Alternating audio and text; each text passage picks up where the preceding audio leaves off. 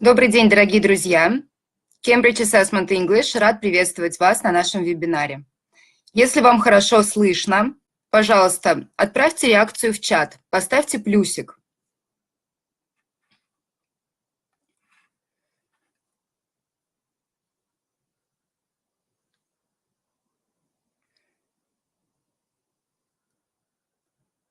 Прежде чем мы начнем, я хотела бы ознакомить вас с техническими требованиями настоящей платформы webinar.ru.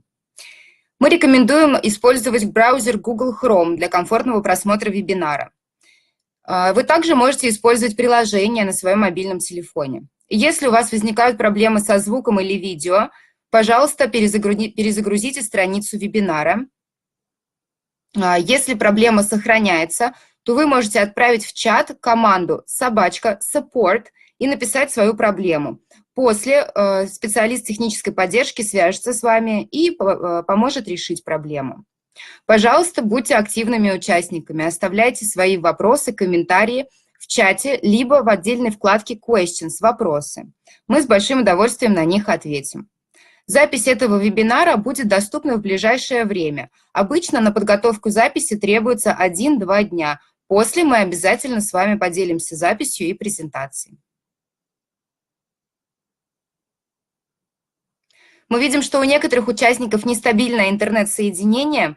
Вы можете попробовать переподключиться либо к мобильной сети, либо через Wi-Fi, да, посмотреть, как будет работать лучше. Но если проблема будет сохраняться, не переживайте, пожалуйста, я еще раз повторюсь, запись вебинара будет доступна в ближайшее время. Все участники, которые зарегистрировались на событие, получат письмо на электронную почту. Большое спасибо. Сейчас я представлю ведущего нашего вебинара Анжелика Владыка. Анжелика, пожалуйста, выйдите в эфир. Анжелика – это методист экзаменационного департамента Cambridge Assessment English.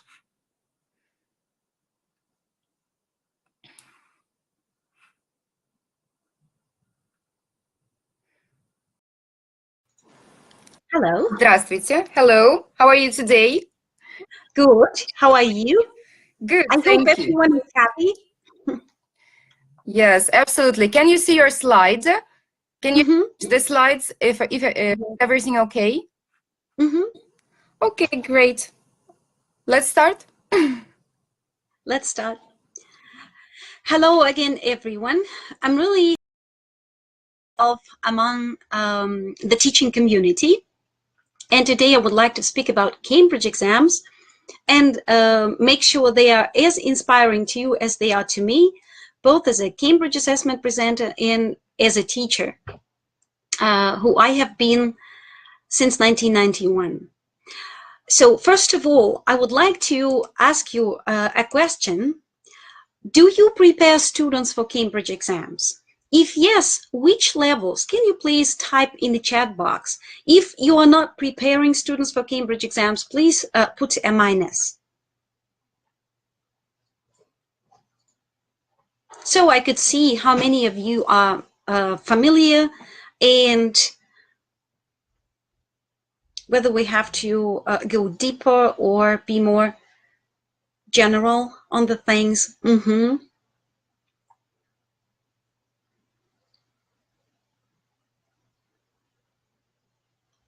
Thank you very much. I see more people who are not preparing students for Cambridge exams. All right. Thank you very much. Well, I hope that you have heard of these exams. If not, then I really hope you will enjoy our travel through this wonderful area today. So then let's move on. First of all, let me praise English as such, since it's considered the gateway to the world, and it just deserves to be called this way.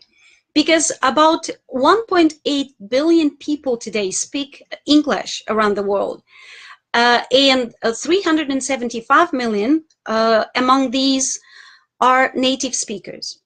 The number of people speaking English keeps increasing, and English remains the common language for international communication and business.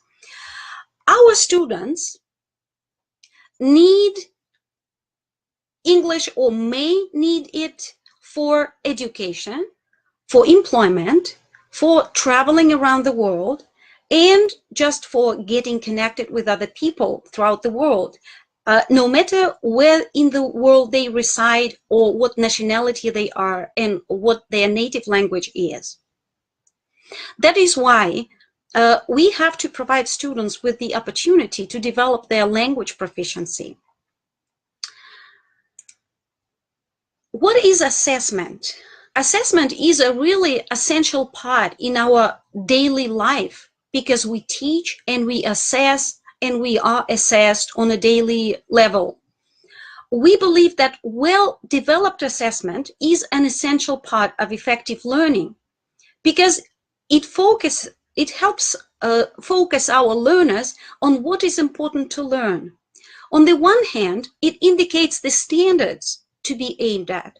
And on the other hand, it provides information, comprehensive information about learners' strengths and weaknesses. As for Cambridge English exams, they are designed in such a way as to accurately predict a candidate's ability to use language, English language, in real-life situations. Let's have a look at more detailed things about Cambridge English exams. Well, first of all, the exams, the content of the exams comes from authentic sources, and tasks are based on real-life situations. Just to make sure that we help candidates to gain real-life language skills and communication skills.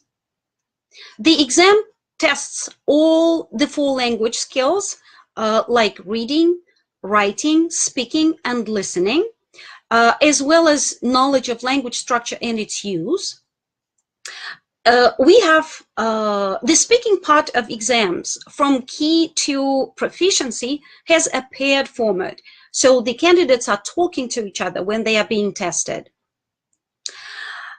The exams accept all the different varieties of English, and the candidates, regardless of their background, demographics, or gender, are treated equally. The tests run the procedure of pre-tests, and this is very important so that the content which gets into real live examinations was of high quality. And there's also support for candidates with special requirements. That is, learners who have visual disabilities or difficulties, hearing or speaking difficulties, or learning difficulties. The exam production process includes several stages to make sure it's of high quality. So exam materials are trialed with students before they are used in exams. Then statistical data is obtained for each task. And then this allows to construct exams to the right level of difficulty. So these results are rigorously checked and validated, and then are included into the live exams. So what does it mean? Cambridge English exams help learners to learn English and develop the communicative skills needed to be successful.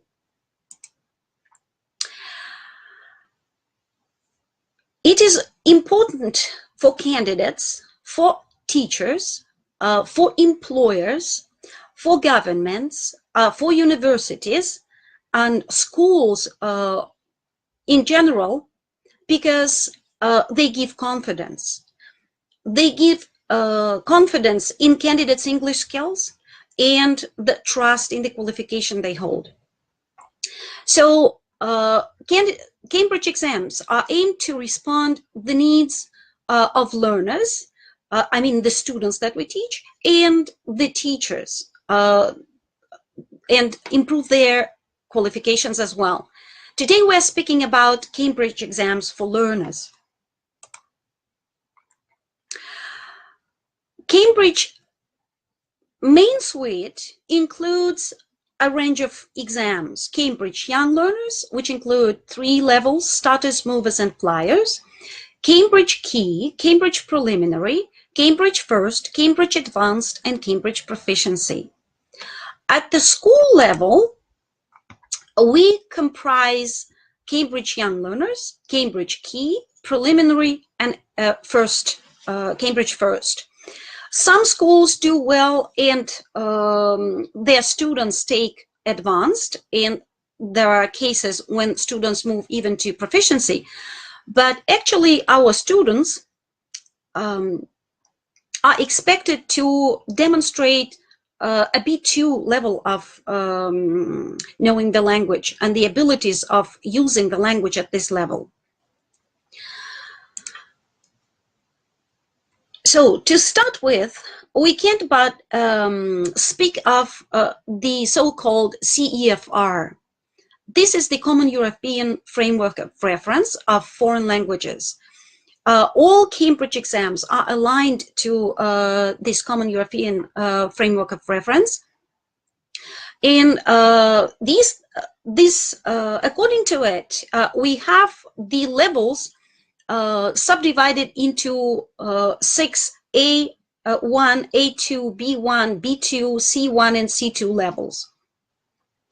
I hope that you are aware of it, because even with our national exams, we also address to A1, A2, B1, B2 levels in our national exams. To understand how it works better, I suggest that we watch a short video about 2 minutes long and see how the CEFR is explained. Julia, can we please see a video? Or at least try?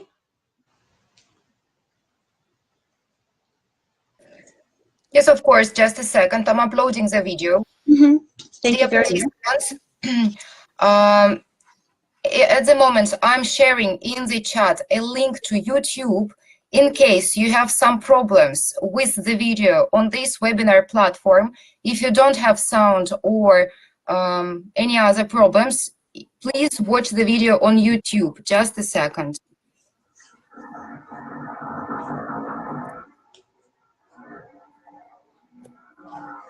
Now, in the chat, you can see the link to YouTube channel. And I'm uploading the video.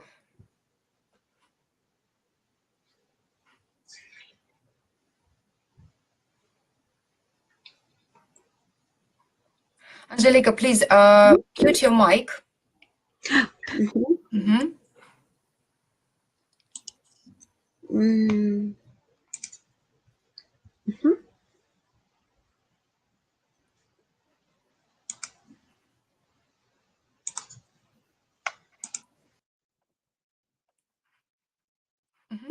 Good. Dear participants, now I'm starting the video. Please put a plus in the chat box if you can see it.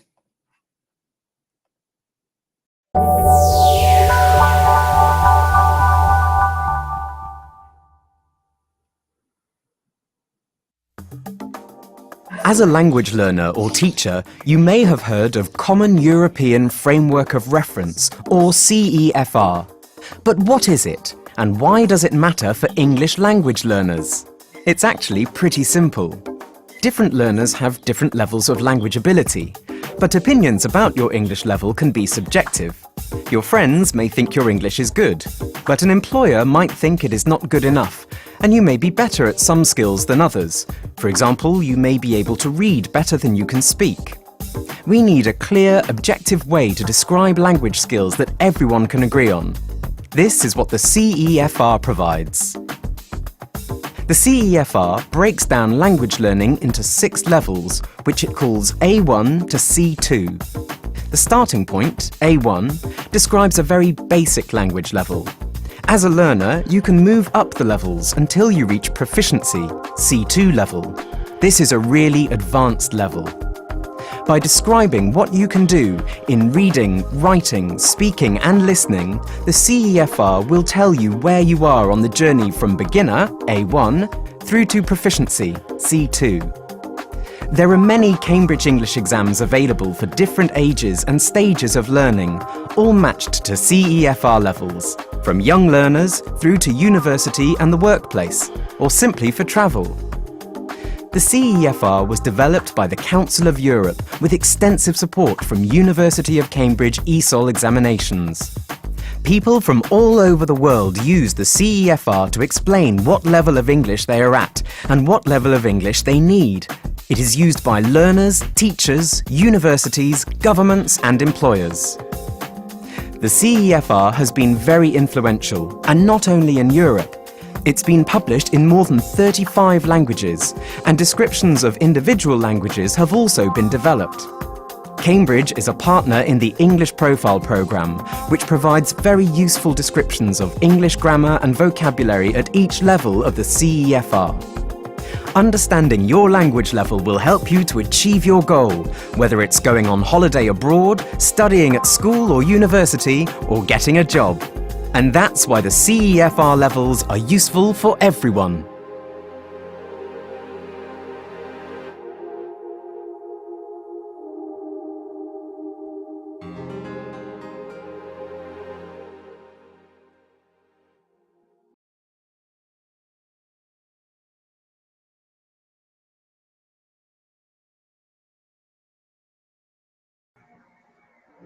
Thank you very much. And we go back to our presentation. So the CEFR shows the international standard for describing language ability. And of course, let's see into the depth of Cambridge English exams for schools as such. So first of all, we have just seen that we can start preparing students from the very early age and move to proficiency, if that is our desire. A good thing about the Cambridge exams is that they practice all the 4 skills. So which skills do you think the exams help test and develop as part of the preparation for exams? You can type in the chat box. So which skills do you think the exams test and develop? Listening, exactly. Any other skills? Reading.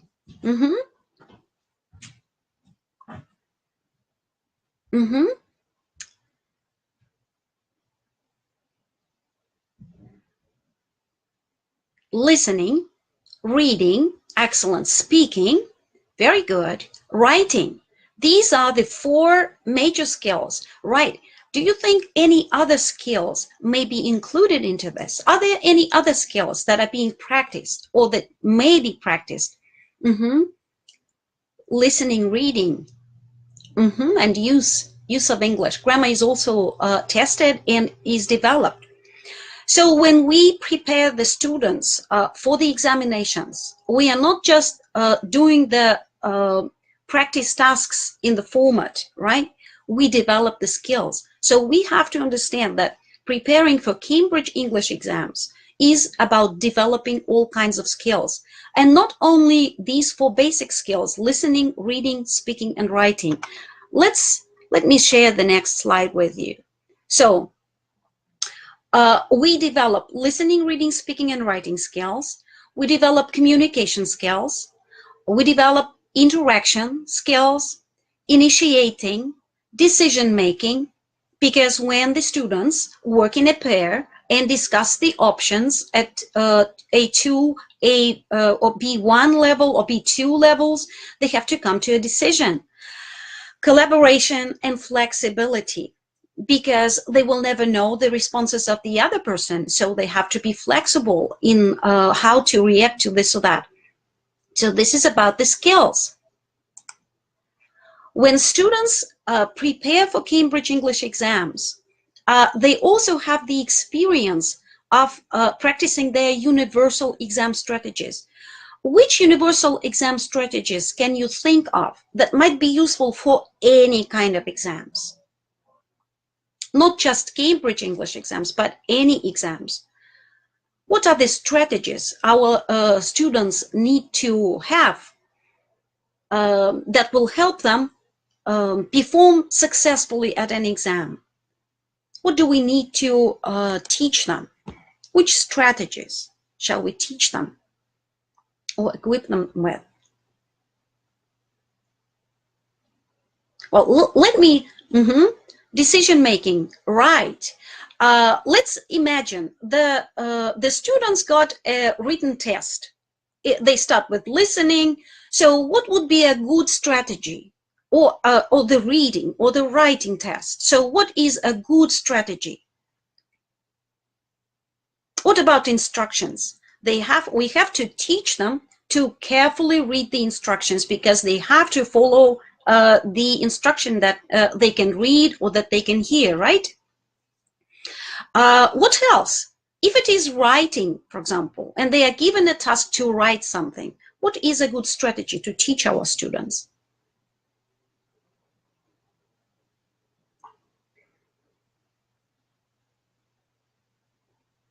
What kind of tasks does the writing include? You have 1 hour or 45 minutes or 40 minutes. Is this a good strategy to teach learners to manage their time? Then write 100 words or 100 to 110 words. They have to follow the volume, right? These are all universal exam strategies. What are other universal exam strategies? Think before, make a plan. Great, that is a great strategy. And then maybe proofread afterwards, right? Making a plan. Do we have any other ideas? All right, let me share the universal exam strategies. Understanding the word limit, we have mentioned that. Time management, understanding instructions, understanding the format. As teachers, you do understand that different exams have different formats. So the students have to understand the format. And we have, and we as teachers have to teach them about what the students are expected to show at an exam. Understanding appropriacy of register. How do you understand register? What does it actually mean? Understanding appropriacy of register. This means that students have to choose the right vocabulary, right? For some certain tasks. They have to understand whether they are writing to the boss or to the editor of the journal, or whether they are writing an email to their friend. So register is about formality or informality of language. And reaching communicative aims. This is very important. That is closely related to understanding instructions, following the plan, and reaching communicative aims. Is there anything else that Cambridge exams can influence positively? Well, if your students have not taken Cambridge exams, that is probably hard to tell. But then let me share my experience as a teacher, because my students, two groups of my students took 6 Cambridge exams before they left school. So my personal experience is combined with the experience of many, many other teachers around the world. So in the first place, the exams are really motivating, because if the students start from an early age, they are inspired to move on further and further, and it actually reduces the stress, which is also mentioned here. because they feel more and more confident, and confidence is also one of the benefits. Then the certificates the students gain are internationally recognized and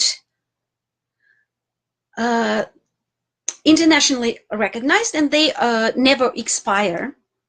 The students get an expanded outlook and a lot more career opportunities with these achievements and certificates.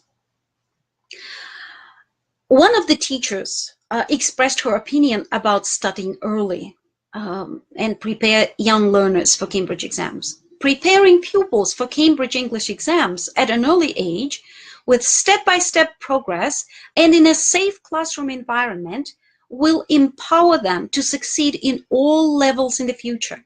They soon realize they are able to do it and look forward to preparing for the next exam.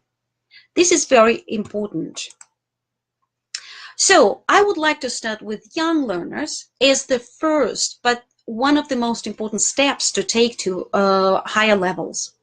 So why are young learners tests beneficial for the students?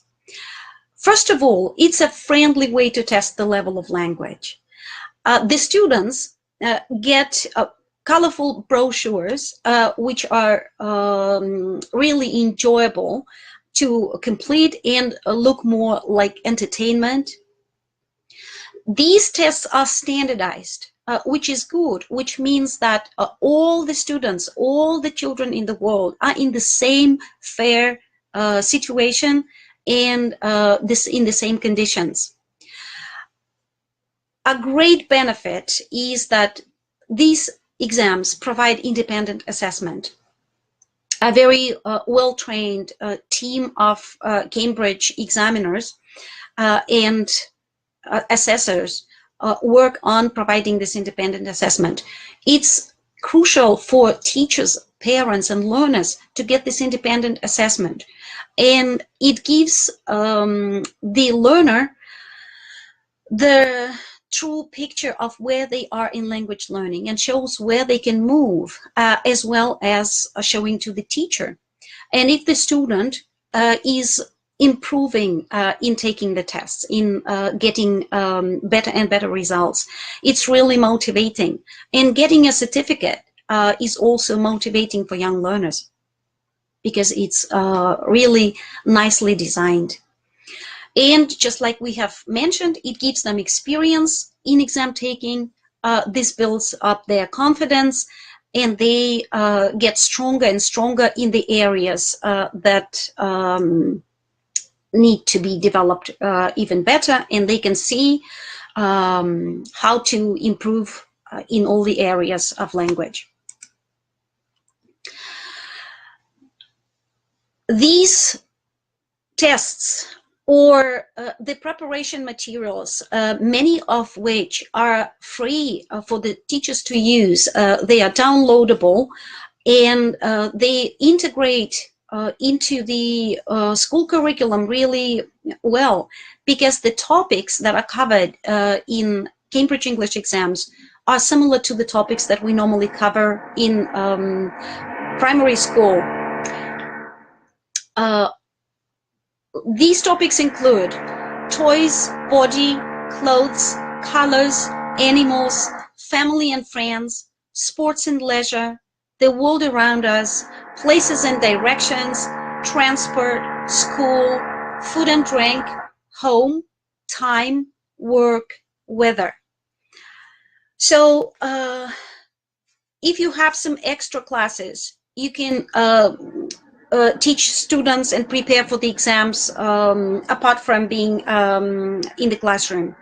And if you take the materials into the class and teach them with these materials, this can be also really helpful, because again, it's about not just preparing for the exams, it's about developing the skills and increasing vocabulary for our learners.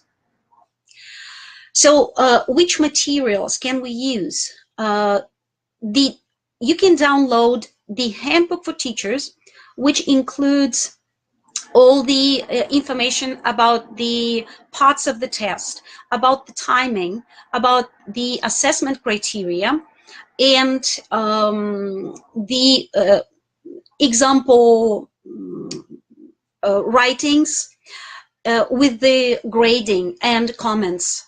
So it will be easier for you to understand what the students are expected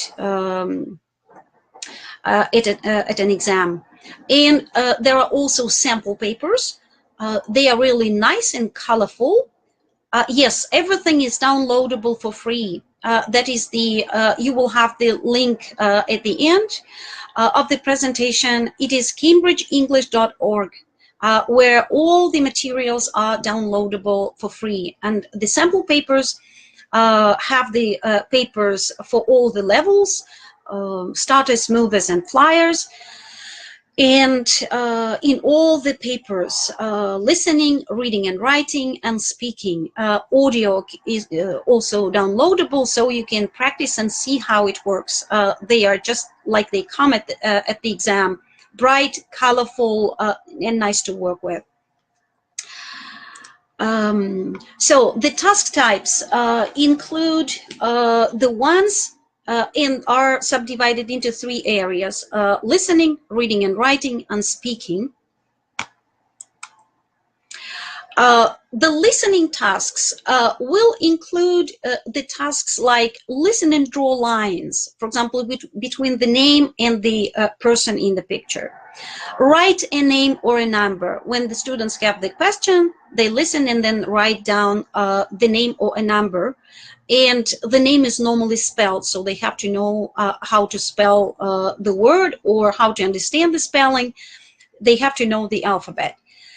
They listen and tick the right box when they're given 3 situations and they have ticked the right one. Listen and color.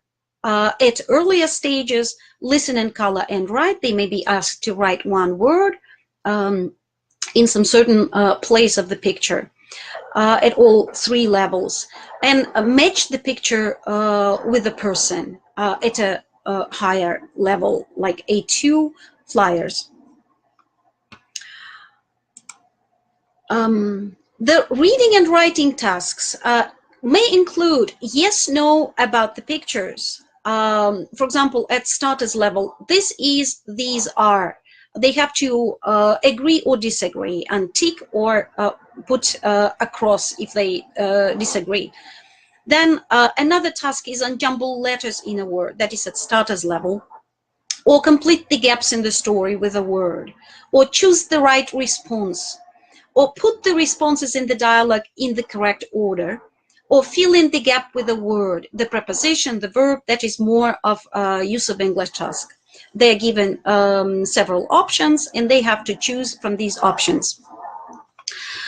I don't want to go into too many detail in exact task types because you can see all the materials and we have to cover everything, but I would like to focus on something that is normally more challenging for students and also for teachers. So I decided we would have a closer look at the new productive parts. Like, for example, at level A1, a new reading and writing task was added, and that is finishing the sentences about the picture or writing sentences about the picture. If you look closer, you will see that you can practice this, and we work with the pictures a lot. This task is subdivided into 3 parts, and the first one is complete the sentence, and it may be a word or a phrase. Then the second part, which includes questions 3 and 4, is about answering the questions, which may be a phrase or a sentence if the children choose so. And finally, the students have to produce 2 sentences about the picture. So they may be simple, but they have to be full sentences about what there is in the picture, or someone is doing something, something that is related to the picture.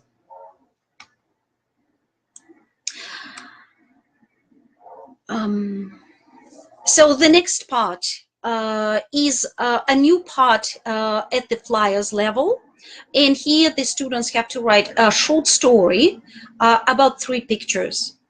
And actually, there is a guidance for the students to write, and the teacher has to also help the learner to move along all the 3 pictures and write something about each of them. So there was the progression of difficulty and use some basic cohesive devices. Just like I have mentioned, in the handbook for teachers, there are sample answers. So you can read these sample answers and see how they are assessed and read the comments. And I think it's very helpful when you are preparing students for this part of the test. Regardless of the fact whether the student is going to take part in an exam earlier or later, this does develop the writing skills, the critical skills, critical thinking skills, and it develops the students' creativity. As for the speaking part, for example, at the starters level, the students work with a scene picture, and they ask some questions about where something is. This can be something in singular and something in plural, and the students just have to point. And the students also work with object cards, and they have to put these object cards somewhere where the examiner is asking the student. For this task, they will need to know the prepositions. Which prepositions do you think the students need at the starters level to put the things somewhere in the scene picture? Can you please type in the chat box the prepositions that our students need?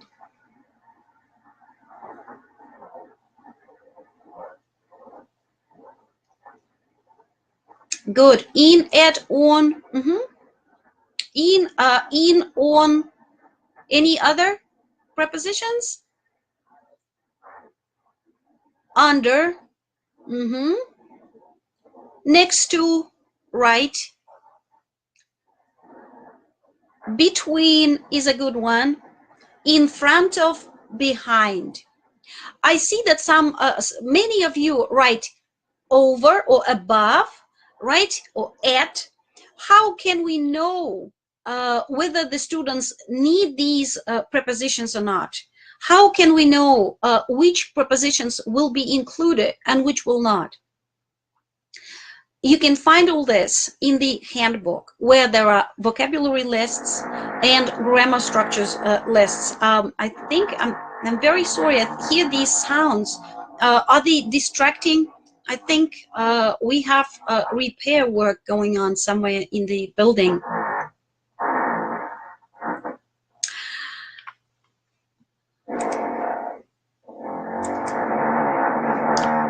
Well, at the movers level, thank you very much. At the movers level, the students compare the pictures and find the differences. Thank you very much for your support. So the students find the differences and say something about the differences they can see. Again, in simple structures, right, like the bottles are in this photo, the bottles are in front of the rock, but in this photo, the bottles are behind the rock.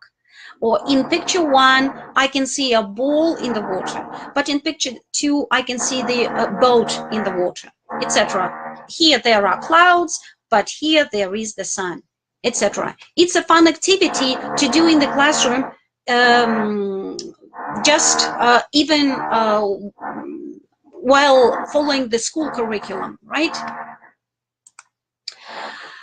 The next, the final, well, that's not the final, because there are also following up questions and a kind of a discussion with the interlocutor. But at the movers and at the flyers levels, the students produce the picture story. So the students look at the pictures. The first picture is always described by the interlocutor or the examiner, and the exam format has been updated in 2018, so the students felt more confident and had support. There's now each story has the title, and you can also see the name of the character or the names of the characters. So the student will see them, and they may use the names of the characters throughout the story. So the students listen to the description of the first, of the beginning of the story, the first picture, and then they have to speak about the rest. Again, they have to say something about each picture, but they have to link these events to make them a story. They have to link using basic linkers, cohesive devices, and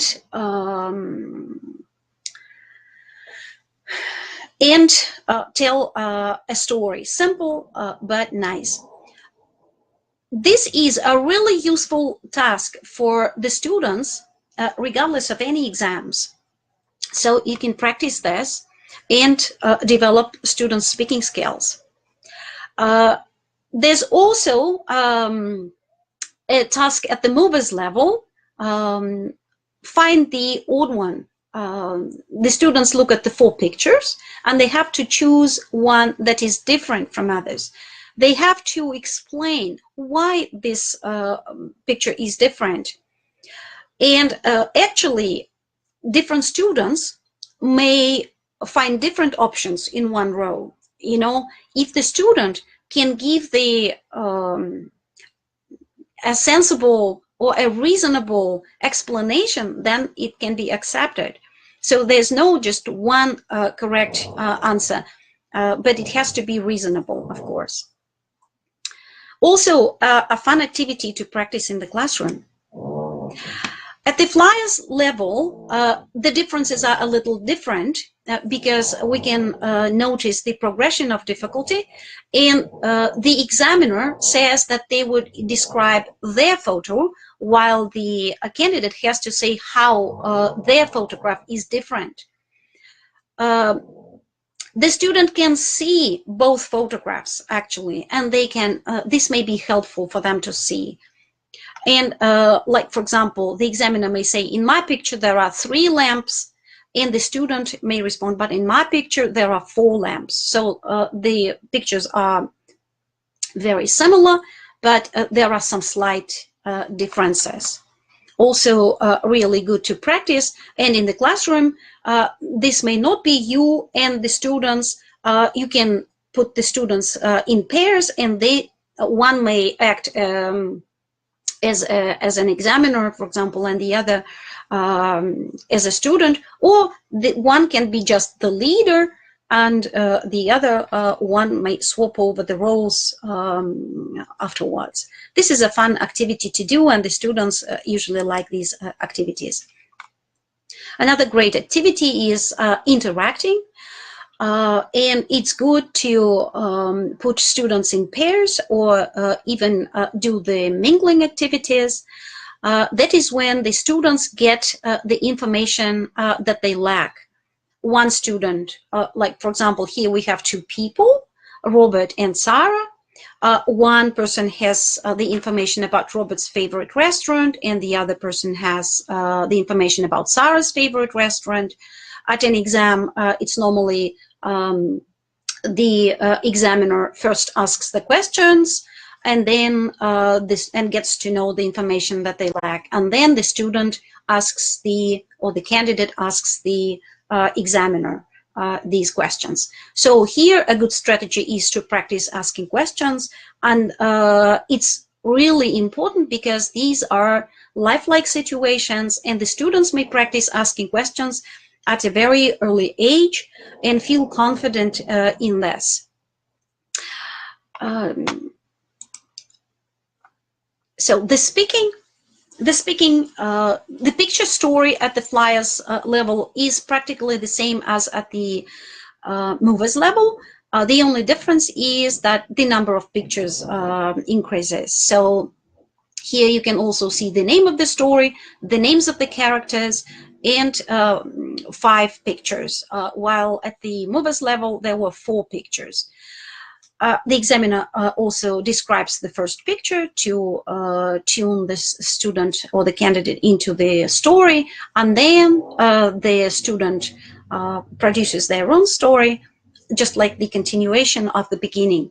And before starting the story, the examiner always allows time for the student to look at all the pictures, so the student may understand what is going on in each picture and how this may combine into one whole story.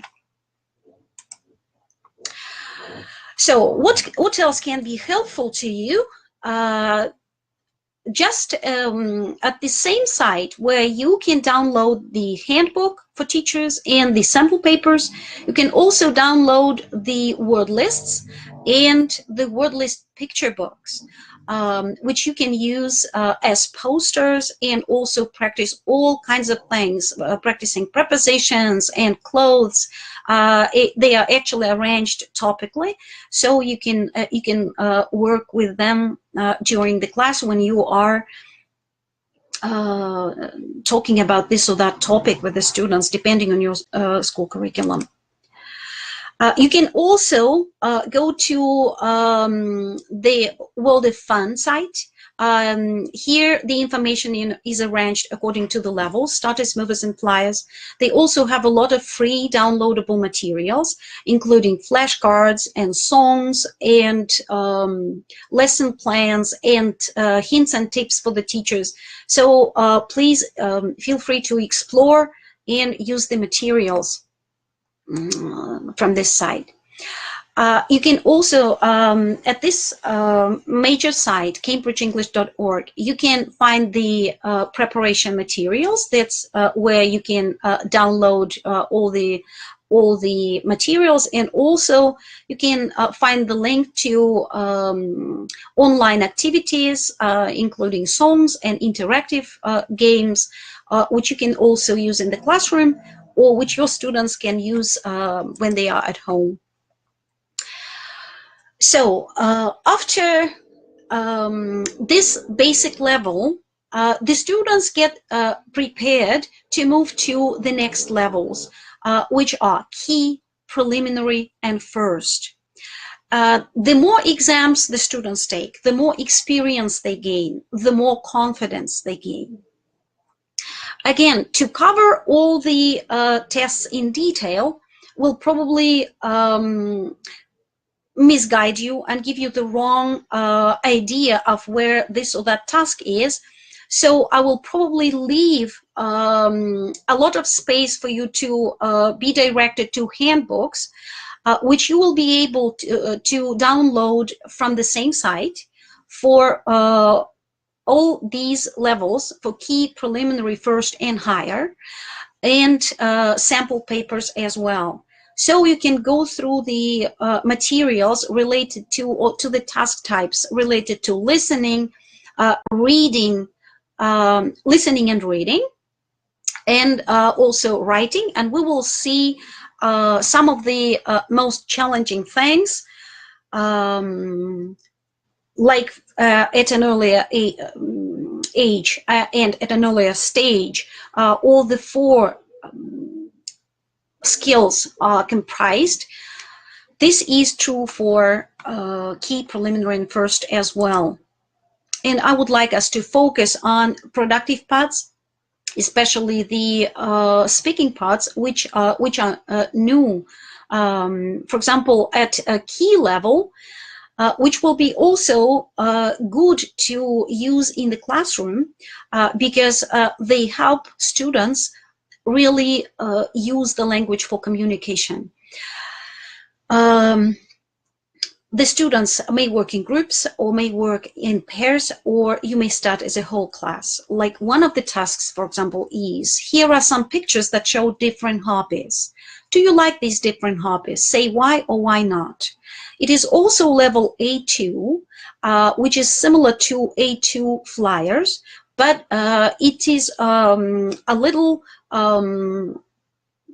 closer to the main suite exams, preliminary in particular. The students have 5 pictures that suggest this or that hobby. This can be a different topic. We will just have a look at as an example. And then when the students are given these photographs, what do you think would be good to start with? If you had this with your students, what would you start with?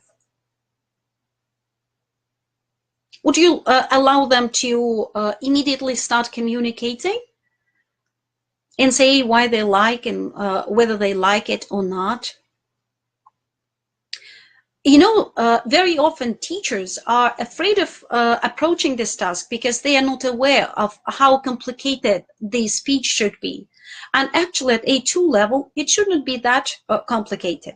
So their task is to say whether they like it or not and why. It is always good to teach our learners to give the reasoning. And this level is just the right one to start with, because they will always be asked why, and they will always have to give the reasoning. So first of all, we have to start with exploring the photographs, right? With understanding what we can say about these. The task is to say, I like this hobby because, and you, because the students have to interact a little in this part.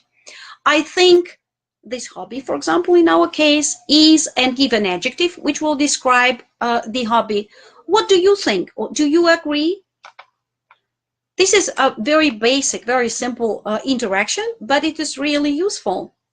And the simple responses, I agree, I don't agree, I can't agree. If you want to teach your students a more complex language, you are welcome, but it is not necessary at this level. So if we're speaking about, if we're looking at this situation as an example, for example, we may then work with each picture separately. First of all, we may write down all the hobbies, like playing football, playing an instrument, playing computer games, reading, drawing, painting. And the first thing we will do is we may brainstorm the positive adjectives. Actually, it has to be a full picture of all the hobbies. So, which positive adjectives could you think of thinking about these hobbies? Can you please type in a chat box, like the positive adjectives that come into your mind thinking about these hobbies?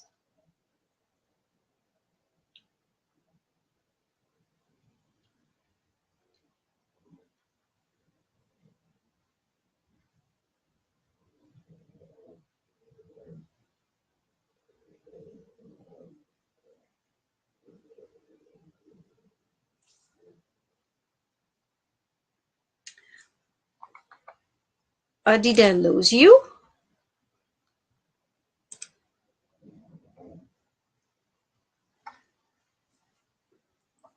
All right, if you can hear me, can you please put a plus in a chat box?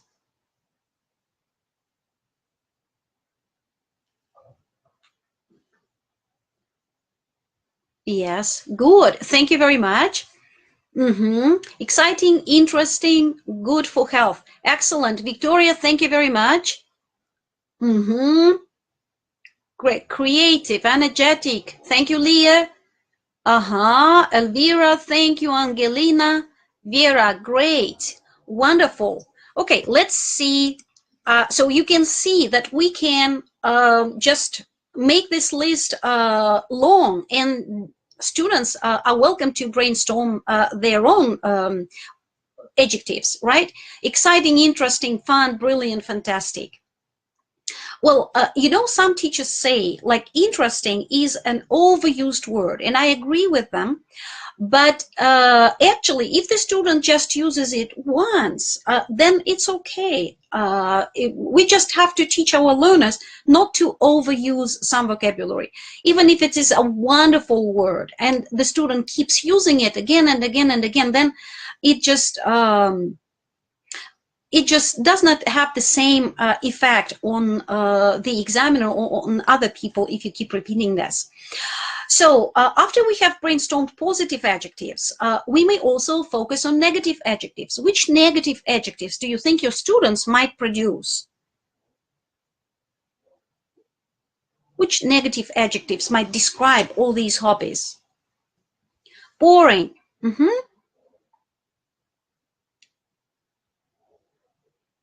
Tiring. Difficult. Very good. Thank you very much. Difficult again. So boring, dangerous, scary, expansive. So depending on the situation, right, depending on the topic we are discussing in those pictures, uninteresting, disgusting, awful, terrible, we have a lot. So we can give some to the students, and we can ask them to complete the table with more. And if we keep practicing these adjectives again and again, then the students will make them active, right? And we'll keep using them.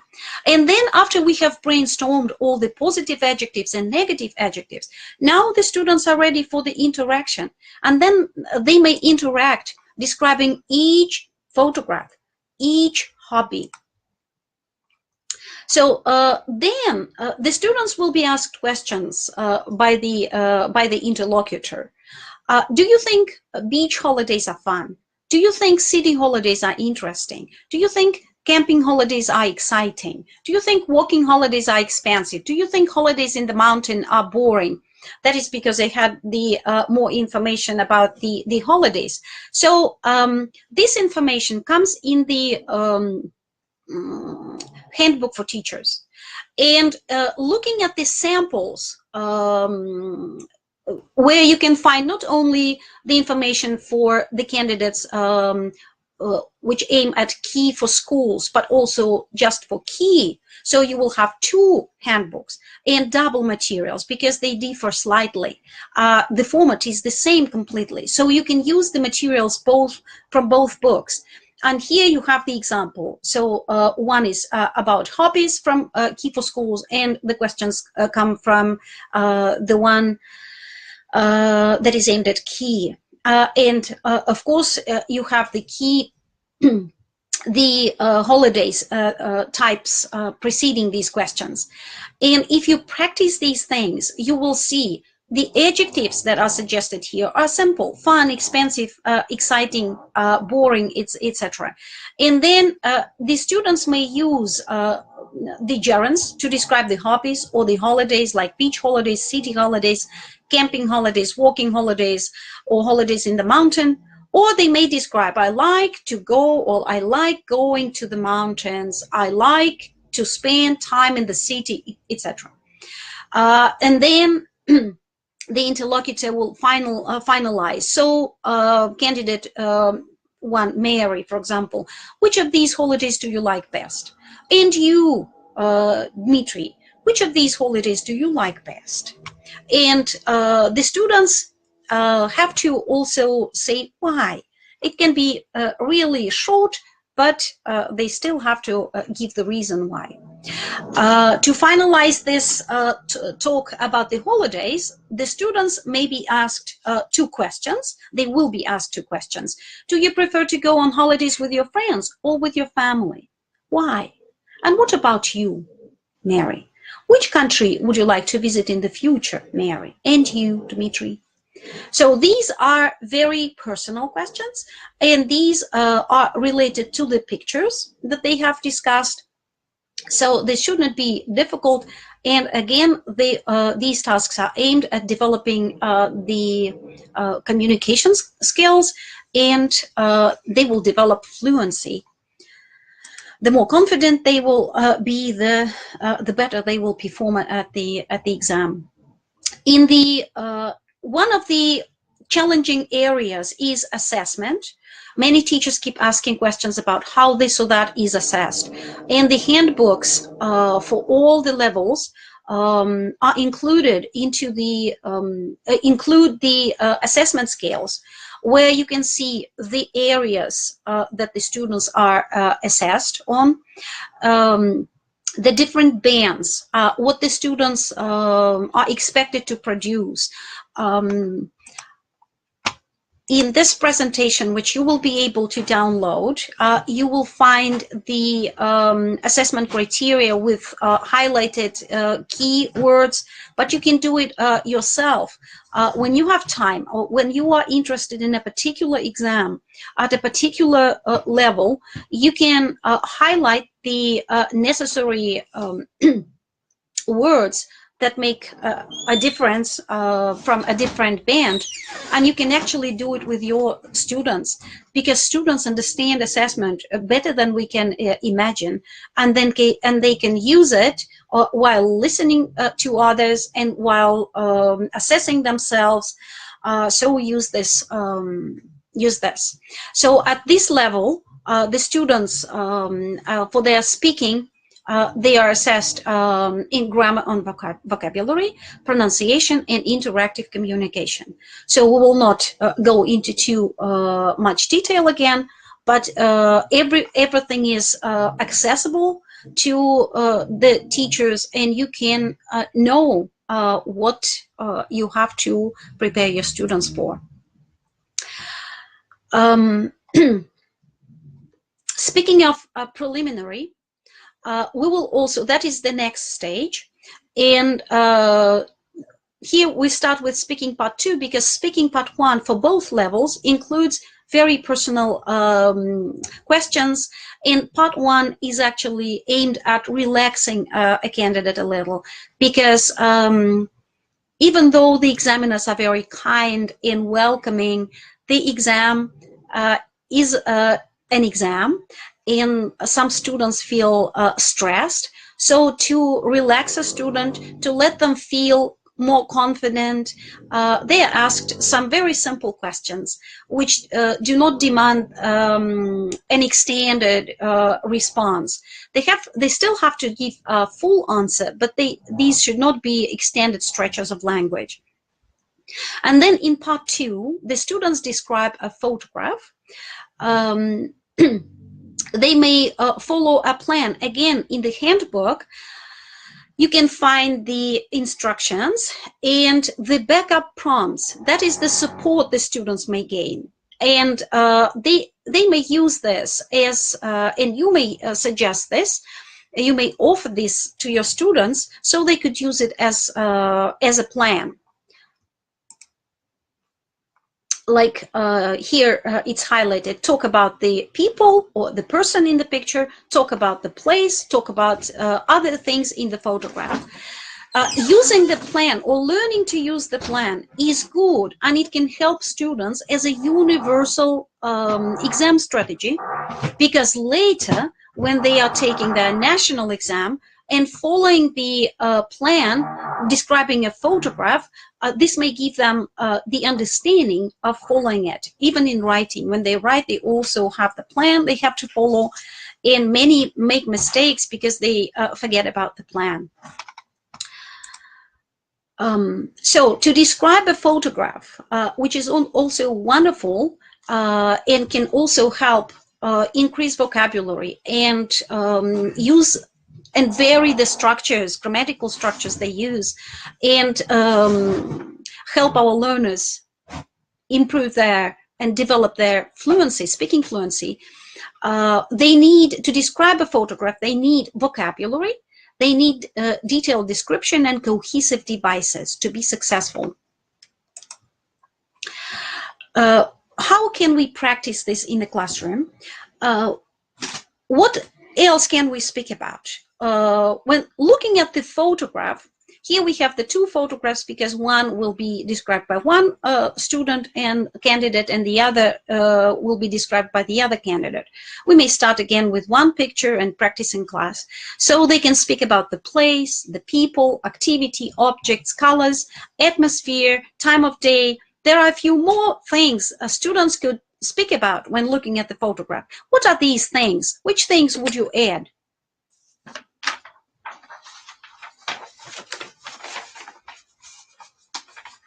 What else do you think could be described or mentioned?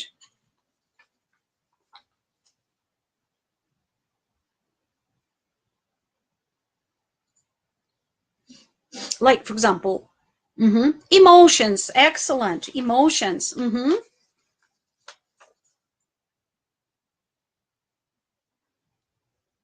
Appearance. Good. Positions. Excellent. Hobbies. We could also describe the weather, right? And many other things. Family. All right. As a what I mean is, when we look at the picture, what else could we speak about in general, right? But depending on each picture, the students may go into details depending on what they see. Just like Elvira correctly mentioned, positions. Well, the students will also need the prepositions to speak about their positions, right? Or about where everything is in the picture. So it's good for them to know such prepositions as at the top, at the bottom, in the middle of the photo, on the left, on the right of the photo, at the bottom right, at the top left of the photo, in the foreground, in the background, between, in front of, behind, next to. Well, we also have to let our students know about moderation in everything. So they have to know that they should use these prepositions, but they do not need to use all of them. So they only have a minute to describe a photograph, and it has to be natural, and they have to use other things as well, like the linking words, right? And the cohesive devices. What do you think are the cohesive devices? Can you give me the examples of cohesive examples, please, in the chat box?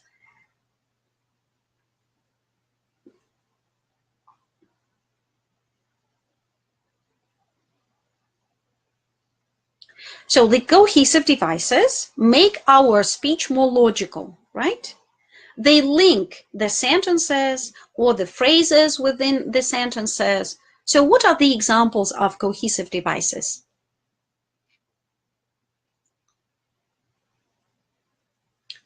Cohesive devices can be the linking words. Which linking words do students use at this level, do you think?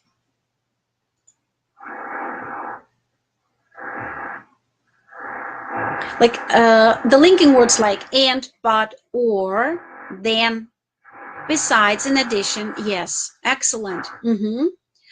But cohesive devices also, etc. Firstly, secondly, and well, when you describe the photograph, maybe you will not use firstly, secondly, but these are good linkers. That's you are right. You also have to remember that cohesive devices also include the pronouns that are used instead of the nouns the students used before. Like if they say the girl or Mary, I can see the girl. She is, So she is a cohesive device because logically we understand that it is the girl described before. Or if the student says the girl who is smiling or who is standing in the corner, this who is standing is also a cohesive device. It links, and it shows us that the student knows what they that they use this who for this girl. So this is very important to understand too. So these are all relative pronouns, right? And her, its, etc. They are also called cohesive devices. So there's a wide range of cohesive devices that we use, not only the linking words. So the useful, that which, good, yes. Useful phrases that our students can also use are the phrases that they use to speculate about the picture.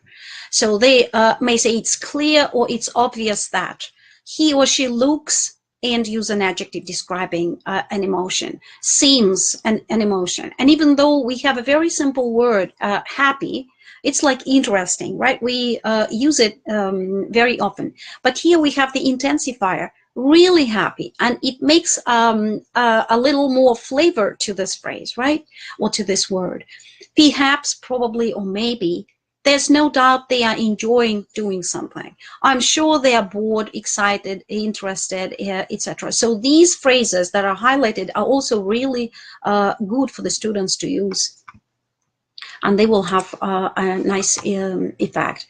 Well, as for the tenses that the students may use describing the photographs, they may include present simple or present continuous, or even the present perfect. If you want to say that they have probably just, or they have obviously just done something, and now they are smiling happily because this and this has happened. So it depends on the choice of the student, and these are the basic tenses we start practicing when students are in primary school, and then we return to them in revision throughout school. So again, if we look at the photos, we just have to produce enough practice to our students. So we have to find a lot of photographs, produce the plan, and let students practice. They may practice in pairs, and they may describe the photographs, like if you put the photographs around the classroom. If you have an artist tape scotch, it doesn't damage the walls, and you can put the pictures around the classroom, or you can put all of them on the backboard, and you can number them, and some of the students may describe one of the pictures, so the students may guess. So you will have to find similar pictures, right? Or you can give the task to your students to find several similar pictures, and then you will have a bank of pictures to use for the students to describe.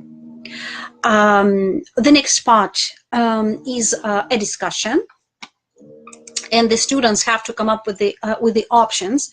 And here we focus on language and interaction, and responding to partners' questions and comments while discussing these options.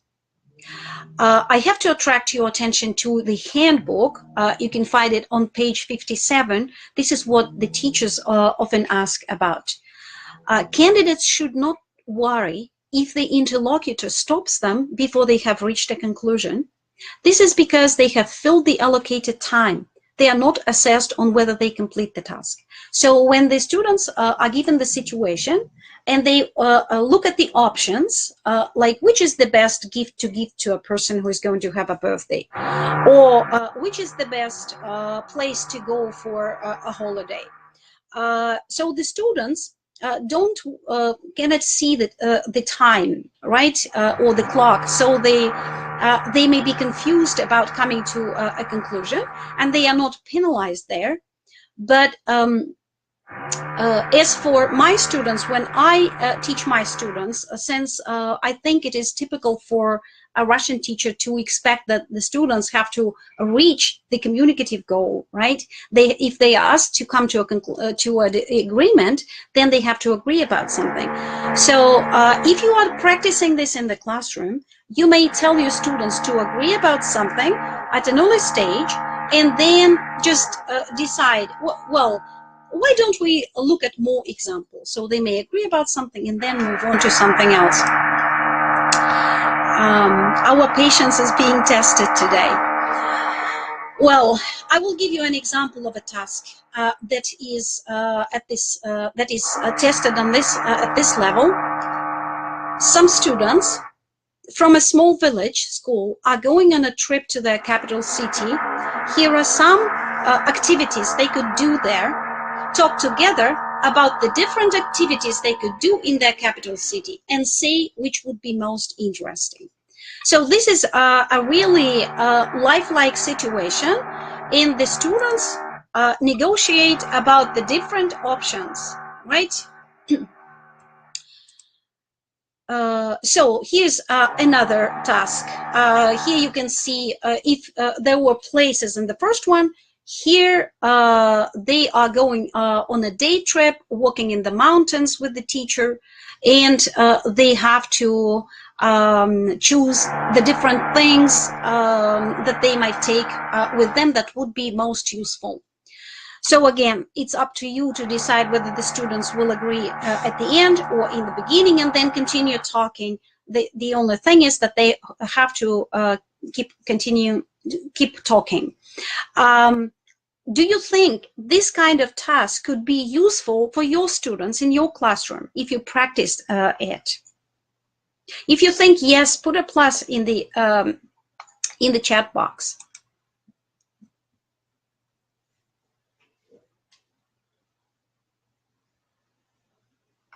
And this is an example that you may take from the handbooks, not only for students, for schools, but also just for all candidates who are not at school anymore. So that's really nice. I think it is. The useful phrases here would be, in my opinion, we should take this, this, and this. I think it would be good to take. Let's take, shall we take? I think the most useful would be, do you agree? Yes, I agree. No, I don't agree. I think the most useful would be this, this, and this. So again, the phrases that you will choose will vary, and you may choose according to the level of language your students are at. Part 4 includes a general conversation. Like, for example, if the students were discussing the options on the topic a school visit to a capital city, then the follow-up questions are related to this same topic. Would you like to have more school trips? Where would you like to go? What do you need to take when you go on a trip? Do you prefer to go on trips with your friends or your family? Why? What do you think is the best time of year to visit a city? Why? Which do you think is more interesting, visiting the countryside or visiting a city? Why? These are really useful questions, and you can use them in open class interaction pattern, or you can use these questions as a survey and let your students mingle, or if you work distantly, you could put them into breakout rooms. We don't let them move around too much now, right? A good thing is, again, that you have in your handbook, you have the assessment scales, and you can see how the requirements change from the previous level. You can see grammar and vocabulary, discourse management, a new one that added pronunciation and interactive communication. They are the areas that the students are tested on, and you can see and highlight the keywords and see what the students need to focus on to succeed. You can also involve students into assessing others, just like at the previous level, and you may develop the table with the questions to help the students assess their peers. Like, for example, for discourse management, you can ask such questions as, does your partner use short phrases? Are there too many pauses? Is your partner describing the photo? Is your partner repeating his or her ideas? Is your partner using connectors, for example, and, then, but, however, because? And when the student has these questions, it makes easier, it makes the understanding easier of what discourse management is and how it is assessed, right? You can also, if you go to our site, cambridgeenglish.org, you can find the videos, both for key and preliminary, with the examiner comment. So you can see the whole speaking tests. You can also do so for young learners, so you could understand how the things go. Then you can download all the preparation material from there.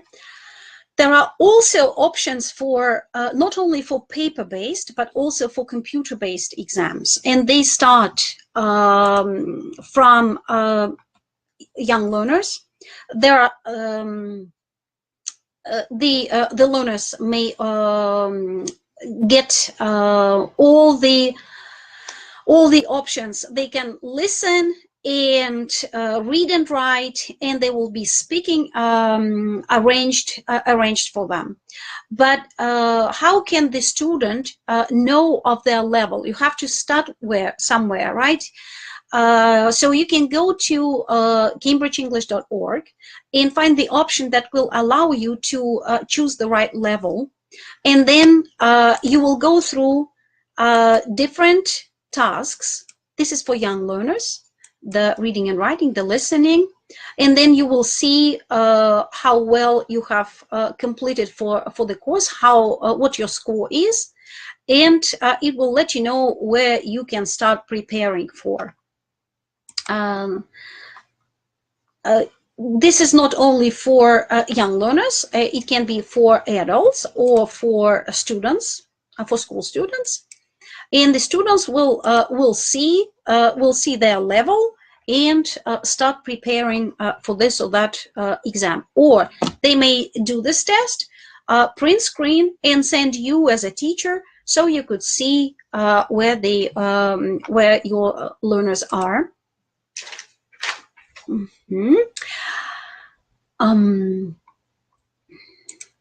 Now, yes, that is the preparation. Let's look at how results are reported. Well, actually, the students get certificates, and the results are not only subdivided into these levels. They also use a more detailed Cambridge English scale. Julia, could we see the second video, which will show us how we understand results and how we get more detailed Cambridge on a scale? Yes, sure. Like last time, I'm sharing the link to our YouTube channel in case the participants have technical issues. And after I will start the video. Just a second.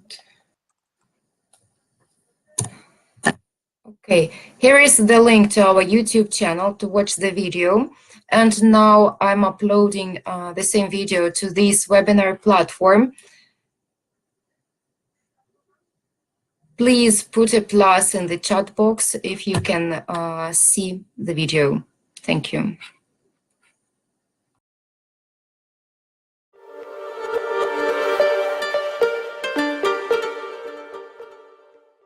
The Cambridge English Scale is the new and enhanced way we will be reporting results for some of our exams from 2015. It builds on the way we currently report results and is based on many years of research. It will provide simpler, clearer, and more detailed results. What is the Cambridge English Scale? The Cambridge English Scale is a range of scores used to report results for Cambridge English exams. You may be familiar with the Common European Framework of Reference for Languages, or CEFR. It is the international standard for describing ability in languages, and is a broad reference scale of language proficiency. The Cambridge English Scale is designed to complement the CEFR.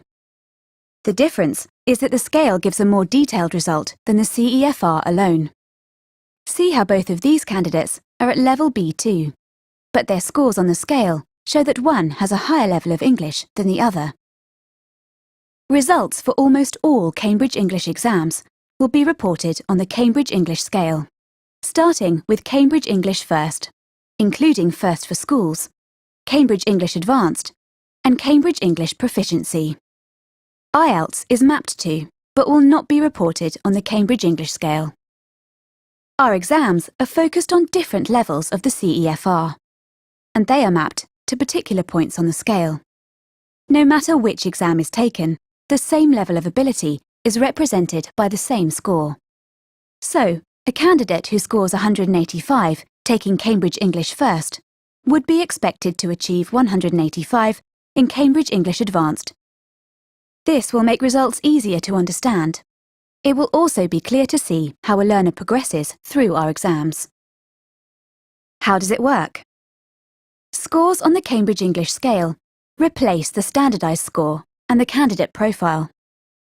Candidates receive an overall score on the Cambridge English Scale, which determines the grade and CEFR level they obtain.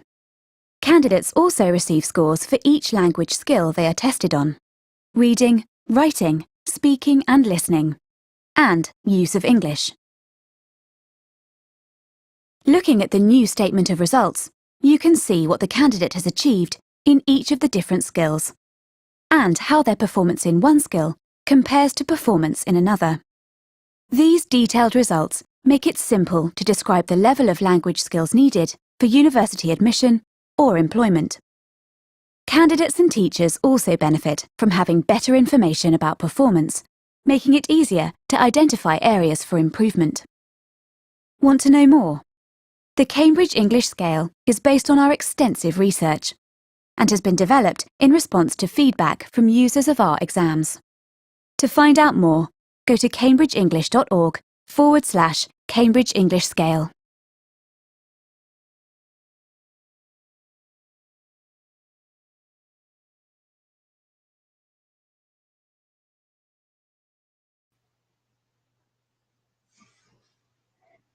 Thank you. So the students get the certificates where everything is reflected. And now I would like to guide you to several resources which you might explore that would help you practice and start preparing students for their exams. These are free activities that range in time and range in the areas you can practice that. One wonderful resource is Practice Makes Perfect, where you can prepare students from A2 to C1, and where you can get the tips from other teachers, and you can get lesson plans, which is useful to use in the classroom. And these lesson plans are subdivided into different categories, and depending on which skill you want to practice. And you can also find the tips from teachers from all over the world, which may be giving you the tips on reading or speaking. And here you can even have the short videos from these teachers. You can also find the exam teaching support if you feel like. Another program which is good for preparing students for Cambridge exams is Weekly. It includes the school levels A2, B1, and B2. And depending on how many weeks you will choose, and the levels, and yes, the teaching weeks, depending on how many hours a week you want to choose, and according to the priority of the areas you want to practice, you will have the plan that will be built for you. And then for example, I chose 4 weeks, and then you can choose, you can see the different areas, and you can open each separately. And you will have the link to the webinars and the activities, apart from what I have already mentioned, to exam sample papers and assessment teachers' guides, as well as speaking test videos. You can download these materials in a PDF format, which you can print or use on the screen. You can also use the channel Cambridge English TV, which will give short videos on language, tips for how to prepare for exams. They're very short videos. And go to the digital teacher in case you need to understand how you can use the different techniques for teaching online. Here, the tips are include speaking, writing, reading, listening activities, some specific things like self-assessment in writing or developing learner autonomy. And of course, you can watch an abundance of Cambridge English webinars, which are free. If you did not manage to watch them in person, you can go and watch everything. Or you can see how the webinars are scheduled and go there. And now I'm open to the questions if we have time. Julia?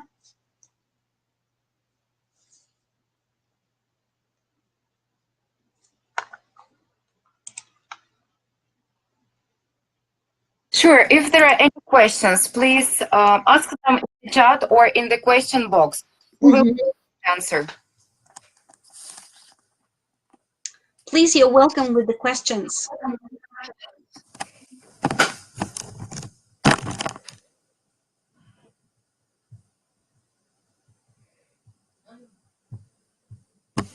Do you think you might use the material that you have heard today with your students? How useful was the webinar for you? If you can use the material, how can we check the progress of our children? You mean when they take exams, the students get the certificate, which shows how well developed their listening skills are, reading and writing skills are, and the speaking skills are, and what they need to improve. They also have suggestions on what to work on and how they might do it. So if your students take exams, they will have certificates, and they will be a good evidence for you to monitor the progress. So I really encourage you to explore all the materials. And if you still have questions, so please feel free to write questions to the organizer, and the organizer will get in touch with us. These are really helpful for the students and for the teacher as well, because you have a lot of ready-made materials.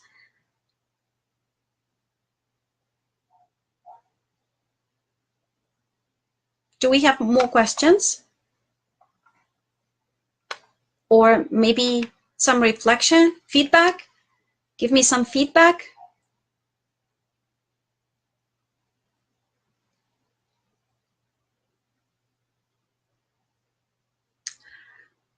Well, well, if there are no questions, then I'm thanking you for spending time with me and for being tolerant for the background noises. And I'm wishing you inspiration, patience, good health, and enjoyable teaching and learning, because we are learners just like our students are. Thank you very much. How can we take part in the exams? You have to have the examination center. I think you have to ask the organizer, and or get in touch with us in the email we left, and we will explain how you can do it. Thank you very much. Well, tomorrow we'll speak about teachers' qualifications, and I hope to see you tomorrow. Have an enjoyable evening and a wonderful week.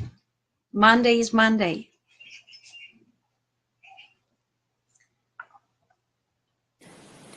Angelika, thank you very much for this inspiring presentation.